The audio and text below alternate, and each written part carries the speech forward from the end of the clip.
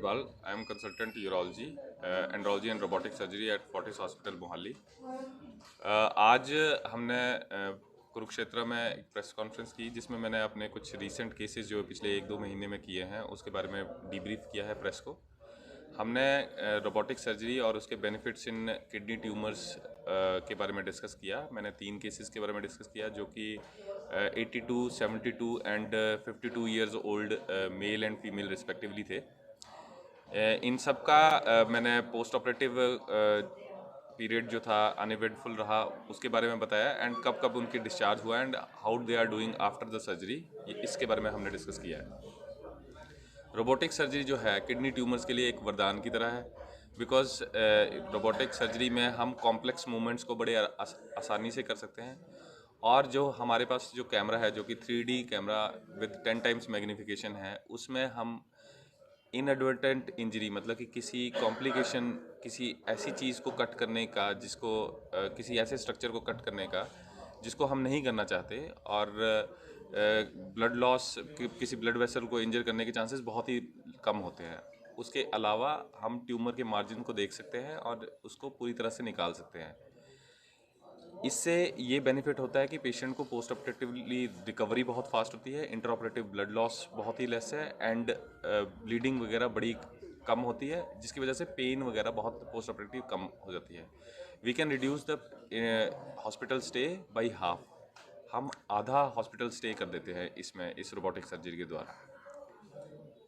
मेरा यही मानना है कि अगर किसी को किडनी ट्यूमर्स के सिम्टम्स हैं जैसे पेशाब में खून आना, दर्द होना या फिर बार बार पेशाब जाना या फिर वज़न का कम होना, भूख ना लगना, तो आप हम अपने रूटीन के इन्वेस्टिगेशन कराएं. और वैसे भी 50 साल की उम्र के बाद रूटीन इन्वेस्टिगेशन कराना बहुत ज़रूरी है.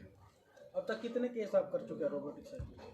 मैं ऐसे बताना तो बहुत मुश्किल है because first we are associated with it and then we do it. मैं पहले से करते आ रहा हूँ. 2017 से मैं रोबोट के साथ एसोसिएटेड हूँ. कोई गंभीर समस्या कुछ आई है? नहीं, अभी तक तो भगवान की दया से अभी तक तो नहीं आई है. बट हाँ, इसके द्वारा कॉम्प्लिकेटेड जैसे मैंने लास्ट केस आपको बताया कि जो उसका ट्यूमर था वो IVC एक खून की नस होती है उसके साथ चिपका हुआ था बहुत ही बुरी तरह से.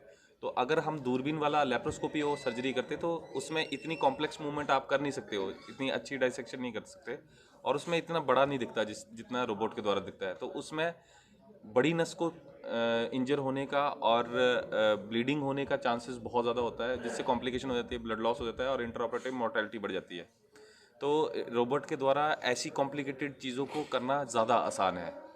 तो हर प्रकार की सर्जरी में काम करता है रोबोट या नहीं जी, रोबोट चूँकि किसी ने क्वेश्चन पूछा था कि इसके कॉस्टली है तो हमें कॉस्ट बेनिफिट रेशियो देखनी होती है हर चीज़ में कि किसी चीज़ को अगर हम कर रहे हैं तो उससे नफ़ा कितना है और नुकसान कितना है.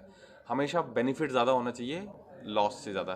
तो यूरोलॉजी में मैं ये बता सकता हूँ कि किडनी ट्यूमर्स एक पाइलो यूरोट्रोपेल्विक जंक्शन ऑब्स्ट्रक्शन एक कंडीशन होती है, बच्चों में वो खासकर होती है, बड़ों में भी हो जाती है, जिसमें हम पाइलोप्लास्टी करते हैं. Pyeloplasty and deep pelvic surgery, prostate surgeries and some of the gynaecological procedures, इनमें इसके पॉजिटिव रिजल्ट्स हैं तो इसमें हम रेगुलरली कर रहे हैं. इसका कॉस्ट कितना फर्क पड़ता है? देखिए, एक अच्छा क्वेश्चन है. सिंस ये ऑल इज़ अमेरिकन मेड, सो अभी इंडिया के पास कोई पेटेंट नहीं है, अमेरिका के पास पेटेंट है. This is gonna stay there for 30 years or so जो पेटेंट की गाइडलाइंस होती हैं. तो फिलहाल जो इसके सारे इंस्ट्रूमेंट्स हैं वो सारे इंपोर्ट करने पड़ते हैं हमें, हम लोकल मैन्युफैक्चर नहीं कर सकते बाई लॉ. तो इसका 40,000 पर आर्म जो है, एक आर्म को अगर यूज़ कर रहे हैं तो 40,000 रुपया आपको एक्स्ट्रा पड़ेगा ओवर द सर्जरी. तो ये डिपेंड करता है आपको 3 आर्म के साथ करना है कि 4 आर्म के साथ करना है कि 2 आर्म के साथ करना है, वो डिपेंड करता है सर्जरी टू सर्जरी. जिसमें 2 हाथों से आप कर पाएंगे वो चीप पड़ेगा, जिसमें 3 हाथ मतलब तीसरा हाथ भी यूज़ कर सकते हैं आप. सक्सेस रेट ज़्यादा है, बहुत ज़्यादा है। इसमें सक्सेस रेट बहुत ज़्यादा है, इसमें कॉम्प्लिकेशन बहुत लेस है, इसमें पोस्ट ऑपरेटिव रिकवरी बहुत फास्ट है, इसमें पेन बहुत कम होती है एंड आफ्टर अ वाइल आपका मतलब स्कारिंग वगैरह बड़ी कम होती है. छोटे इंसिजन से आप बड़े बड़े ट्यूमर्स को निकाल सकते हैं एंड रिजल्ट्स बहुत अच्छे हैं. पोस्ट ऑपरेटिवली ट्यूमर का वापस आना is least in this age compare to open and laparoscopic surgery.